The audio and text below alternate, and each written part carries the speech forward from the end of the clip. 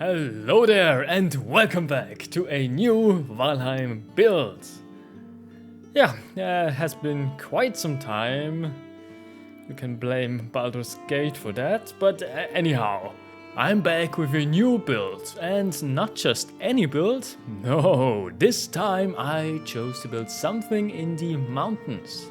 Because what better place to build a home than the freezing and hostile mountains? But dangerous or not, this is where I built my home. Or I guess temple home you could call it. And it is a build that was heavily inspired by... Well, I think you can tell me, or I guess I hope you can tell me where I got inspired from.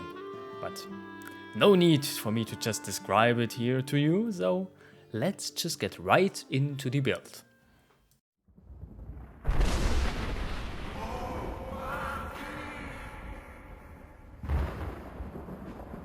So here we are, we've arrived, and I don't see shit.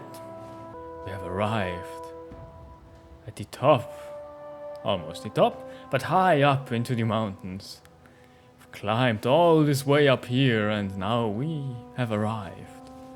We follow the call of the, let's call them Whitebeards. Okay, never mind. It's High Hrothgar, okay? Inspired by it. It's not actually the same. But yeah, I didn't build these stairs if anyone wants to ask, so let's just get into the build. Here's a card if you want to use that up in the mountains for whatever reason. And here we have the entrance. Of course, I needed to put the chest in front of here. That's like a very important piece of the whole build. I guess. Not really. Let's go inside. And I hope that it's at least somewhat clear where we are now. And it's also kind of the room that doesn't really have a purpose other than just existing, I guess. It's just filled with decoration because obviously this should be like the main hall in High Hrothgar where you can learn shouts and stuff. Though I mean I don't think that shouting does anything in Valheim. I mean you can try, just shout around in your room, whatever. I don't care. But you know, it's just a place for decoration. So here we have a little altar, I guess, with an egg. The locals don't really like it. But I mean, they don't like me at all, so it doesn't really matter if I steal stuff from them or not. Yeah, and here I just put stuff into the wall. I think it looks nice. And on this side, yeah, another kind of shrine.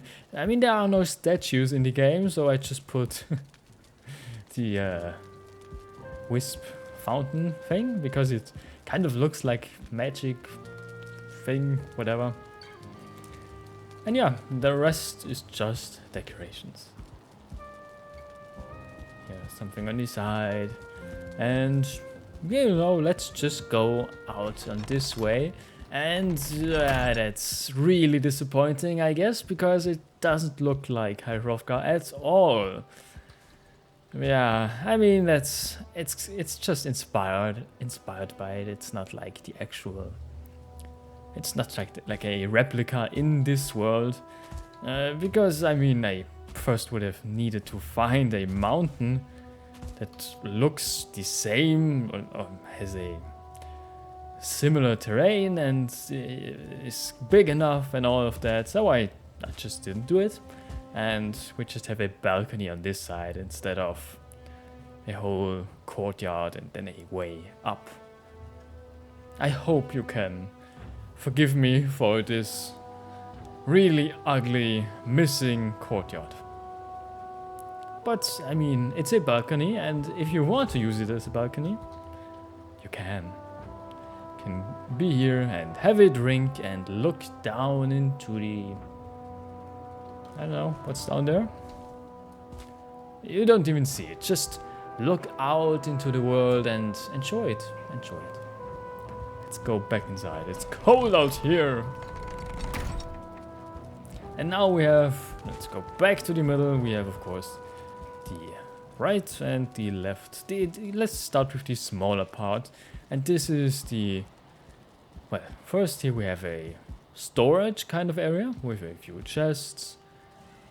I really tried this time to not put as many chests in the build as usual, but I think I did put in fewer, but I mean, I guess you can judge if I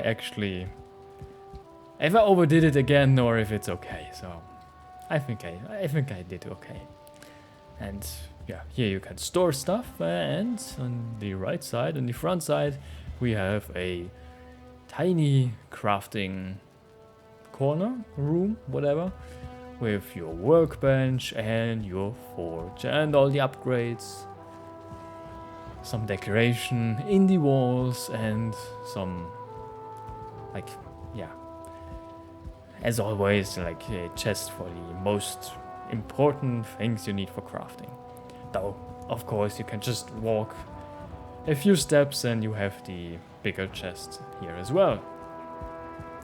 Yeah, not really much.